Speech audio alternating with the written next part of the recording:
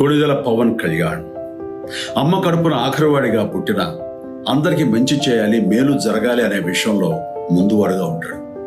తన గురించి కంటే జనం గురించి ఎక్కువగా ఆలోచించే మనస్తత్వం నా తమ్ముడు కళ్యాణ్ బాబుది. ఎవరైనా అధికారంలోకి వచ్చాక ప్రజలకు ఏదైనా చేయాలనుకుంటారు. కానీ కళ్యాణ్ తన సొంత సంపాదనని కౌలు రైతులు కన్నీళ్లు తుడిచేందుకు ఖర్చు పెట్టడం, సరిహద్దు దగ్గర ప్రాణాలొడ్డి పోరాడే జవాన్ కోసం పెద్ద మొత్తం అందివ్వడం, అలాగే మత్స్యకారులు ఇంకా ఎందరికో తాను చేసిన సహాయం చూస్తుంటే ఇలాంటి నాయకుడు కదా జనానికి కావాల్సింది అనిపిస్తుంది. ఒక రకంగా చెప్పాలంటే సినిమాలోకి తను బలవంతంగా వచ్చాడు, రాజకీయాలు మాత్రం ఇష్టంతోనే వచ్చాడు. ఏ తల్లికైనా తన కొడుకు కష్టపడుతుంటే గుండె తరుక్కుపోతుంది. అలాగే ఏ అన్నకైనా తన తమ్ముడు అనవసరంగా మాటలు పడుతుంటే బాధ వేస్తుంది. అలా బాధపడుతున్న నా తల్లికి ఈ అన్నయ్యగా ఒక మాట చెప్పాను.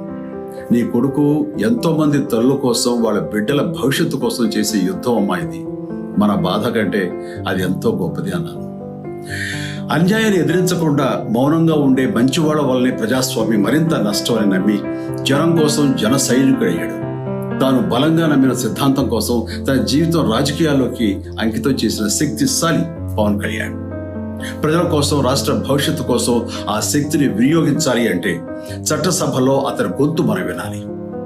జనమే జయను నమ్మే జనసేనాని ఏమి చేయగలడో చూడాలంటే మీరు పిఠాపురం ప్రజలు కళ్యాణ్ని గెలిపించాలి.